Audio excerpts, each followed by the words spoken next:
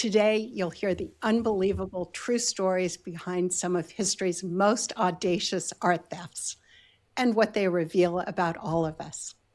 I'm Lynn Toman, and this is Three Takeaways. Today, I'm delighted to be with Noah Charney. Noah is one of the world's leading experts on art crime. He's a best-selling author, professor, historian, and founder of the Association for Research into Crimes Against Art. His books have been translated into more than 20 languages, and he has advised museums, governments, and law enforcement agencies around the world. Noah, welcome to Three Takeaways. Thanks so much for having me, Lynn. It is my pleasure. When people hear museum robbery, they picture lasers and Mission Impossible. But the Louvre was robbed last year with a cherry picker and power tools in broad daylight. Walk us through what happened and how something so obvious worked. Well, if I'm allowed to say that I was impressed by a theft, this is one where the audacity of it was what made them get away with it, at least initially. So what happened earlier this fall was that a small team of thieves stole a cherry picker. They also stole some construction equipment, and they wore high visibility vests. So they're doing the opposite of what most people think of when they're thinking about stealing something. You think of being stealthy and avoiding detection as you enter and as you leave. They didn't worry about that. They were so brazen that nobody thought that they were in the wrong place. So they drove right up to the side of the Louvre Museum. They used the cherry picker to access the first floor. They opened a window, and then they used some of the machinery like an angle grinder and a crowbar to pry open some vitrines to take a handful of very special jewels that were associated with the Napoleonic era. It was a very well-considered crime, but if we look at some details, we were probably dealing with less than fully professional thieves, or rather, I think they're probably career criminals, but they're not trained thieves. So they were very clever in their way of breaching security. They didn't try to sneak past anything. The Louvre is obviously very well secured. So they were able to access the jewels and leave the premises with them. But they rushed a bit, and they tried to burn some of the evidence that would have had some of their DNA on it, like gloves and a helmet. But they weren't able to do so. They were rushed because security was upon them. They did get away with all but one of the jewels that they tried to steal, and they disappeared into early morning Paris. That part went well, and the jewels have not been found. But they forgot about what's called touch DNA. So these days, if you sneeze at the wrong time, then forensics folks can figure out who you are. So things like dead skin cells that were found inside a glove, or flakes from your scalp or a hair that got stuck in the helmet, those can be traced. So very quickly the criminals were apprehended, but the jewels are still missing. So if they'd broken in wearing sort of full suits and gloves and taken all of them with them, it sounds like they would not have been caught. I think they wouldn't have been caught. We would have the same situation with the stolen goods. If the criminals were anything but foolish, they would have immediately broken up all the jewels, had them recut, melted down the precious metals, and then they've effectively erased the trail, and they don't have an object that is recognizable that they have to shop around. They're taking something that was valued, one estimate was 88 million euros, and breaking down into its component parts, which might be worth on an open market, because you can sell these non-recognizable altered gems, for example, on an open market for 8 million. And then all of a sudden, that's a pretty good workday for any criminal. They're not saying, oh man, I could have gotten 88 million. They're thinking, I pulled off one job and I got 8 million. That's a great deal for them. It was a great deal for them, given that none of the famous jewelry was ever found, except that they were apprehended because they left the DNA evidence. That's right. The most famous art theft in history wasn't last year. It was in 1911 when the Mona Lisa disappeared. How does someone walk into the Louvre and steal the Mona Lisa? So this is a good story, and we know exactly how it happened because the thief eventually turned himself in and was put on trial. So the Louvre was closed on a Monday, and on a Sunday night, after he had been working through the weekend there, he locked himself into what's effectively a janitor's closet. And he waited until he saw the sun come up on the following morning. And he waited to hear the footfalls of the security guards disappear down the corridor. And then he opened the door to the closet, and he went to the Salon Carré, which is where the Mona Lisa was displayed. He lifted it off of its frame, off of the wall rather, in its frame, and he did this silently, which should have been a clue because it was hung in such a way that if you didn't know how it was hung, you might clonk it around to try to lift it off of the wall.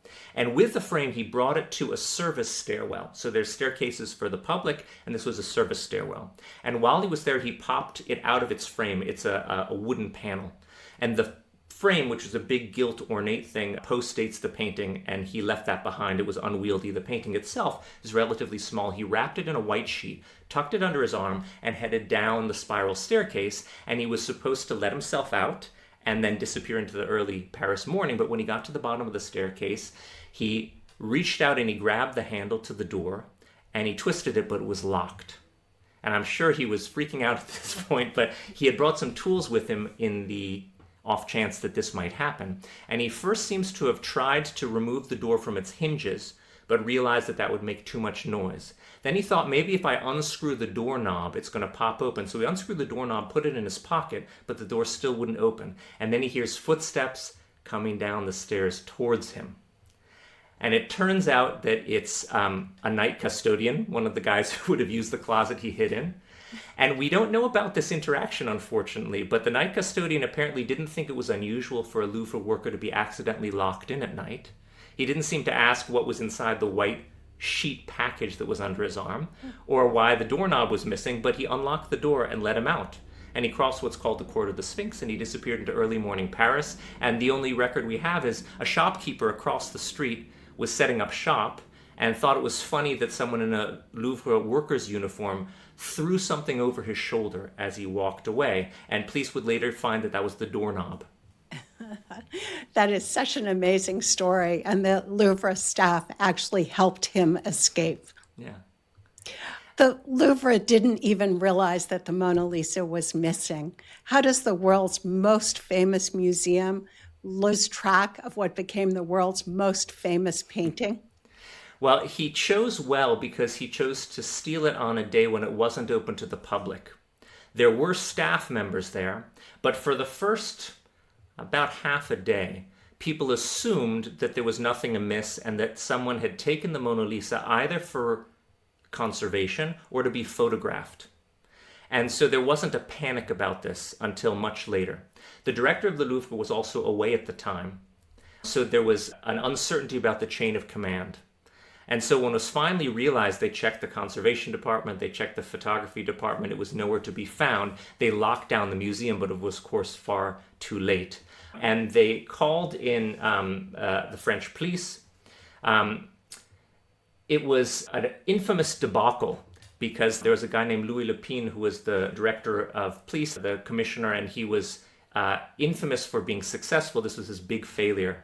And he wound up interviewing Louvre staff members, including Perugia, twice, and never suspected that he was involved. And there may have been a bit of bias involved. At the time, French looked down upon immigrant Italians as kind of unsophisticated and doing menial labor that the French couldn't be bothered to do.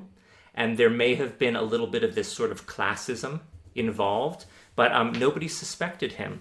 He also didn't do anything with the painting. He kept it in his tiny mansard apartment in Paris.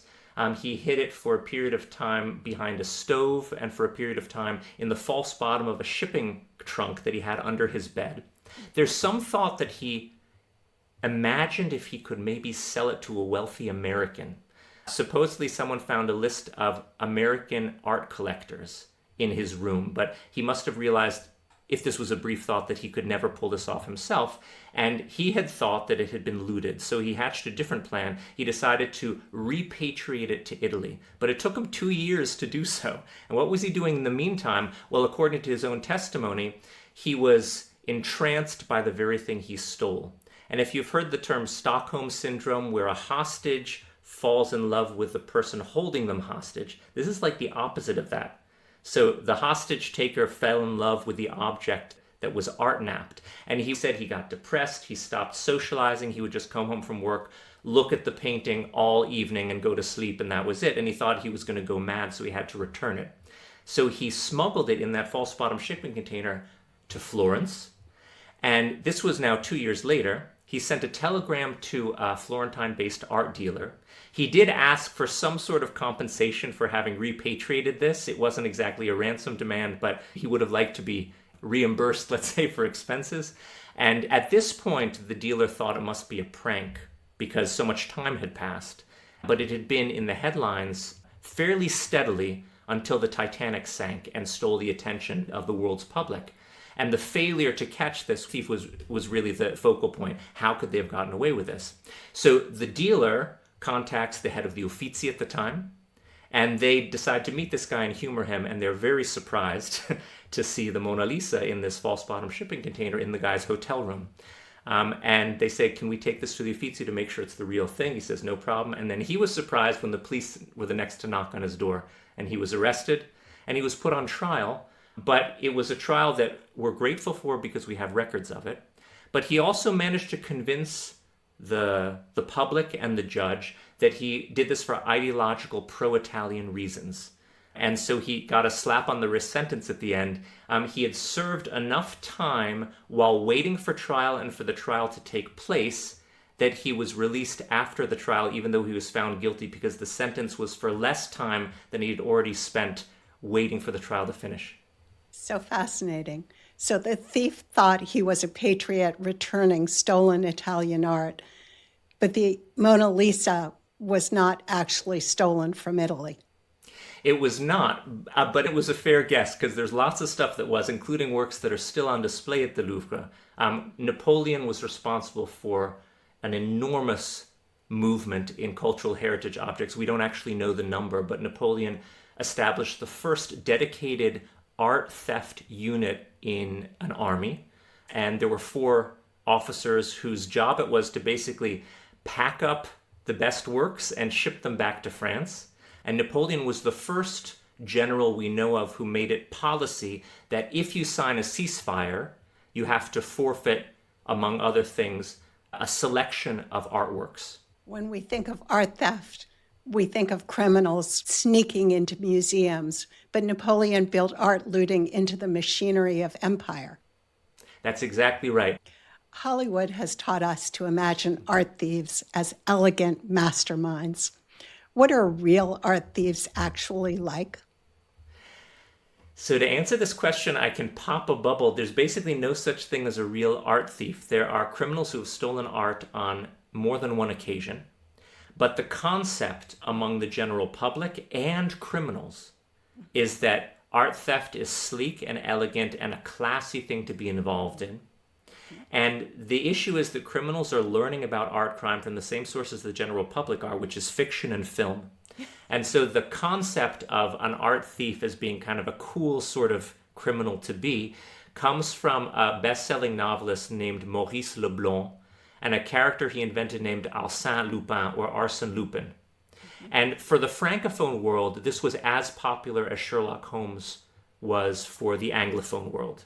So this was a really big deal. And Arsène Lupin is a cat burglar who's elegant and aristocratic in bearing and is non-violent and is acrobatic and clever and witty and all the cliches that we have about an art thief.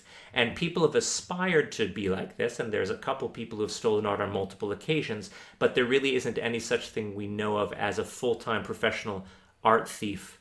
Some counterexamples, there's some kleptomaniacs who have focused on art, the most famous being a Swiss waiter called Stefan Breitweiser, who stole over 300 works during his career and never sold a single one. He went to prison for this. He came back out and immediately started stealing again. He has had a psychological compulsion to steal that was focused on artworks. But otherwise, there isn't. The people who steal art tend to be members of an organized crime group, either a large syndicate or a smaller local one, who recognize that art has a high value, is easily portable, and in many cases is underprotected. And they don't know anything about art. They have no training in art theft per se, and they rarely know what to do with the object once they've stolen it. And if thieves knew how hard it was to extract any value from it, they probably wouldn't bother stealing it in the first place. Noah, after all these years studying art crime, what do you think people are really trying to possess when they steal art? I think it's about raising your social status among other criminals, if we're talking about the criminal world. And it's the same reason people collect art legitimately among the sort of wealthy elite in the non-criminal world. If something is associated with high class, social class today, criminals still think of it as associated with high social class among criminals. And the problem, from the criminal's perspective, is they just can't wait to brag about it to other criminals. And that's how most stolen identifiable art is recovered. As you probably know, all police around the world pay criminals to inform on other criminals. They have funds to basically pay snitches. And so you hear through the grapevine that, Joe Schmagegi is boasting that he stole a Picasso painting, and that information is passed on the police. The criminal who informs is paid, and then the police know where the object is and launch an investigation. And so if a criminal was self-confident enough to not brag about it and just be happy with the Picasso on their wall, we would probably not recover it. But that's not the nature of the psychology of collecting. Fortunately for museums and others. Noah, what are the 3 takeaways on art crime that you would like to leave the audience with today? So I'm going to reiterate just a little bit, but I think they're important to keep in mind. One is, it's unfortunately very easy to steal art, but it is almost impossible to extract any financial value out of it. And if criminals knew how difficult it was, they probably wouldn't bother. So that's one. Number 2 is the media tends to inadvertently assist art criminals. And the example I can give very briefly, there was a theft from a museum in Odessa of a painting that Soviet art historians had attributed to Caravaggio, but which nobody else thought was by Caravaggio. But major presses, including in the US, touted this great headline, $100 million Caravaggio stolen from Odessa, which sounds very clickable. And the criminals didn't know any better. They said, here, this American newspaper says this is worth $100 million, and I have it. And this way the media inadvertently assists art criminals by giving them a sense of the value of an object, and they have no idea what the value is at all. And then the third takeaway is that fiction and film provide the knowledge base for all of us in the general public and criminals. And if police know that there is a finite amount of information that criminals know about art crime, and they can take advantage of it and use that to try to recover those objects. Noah, this has been fascinating. Thank you. Thank you.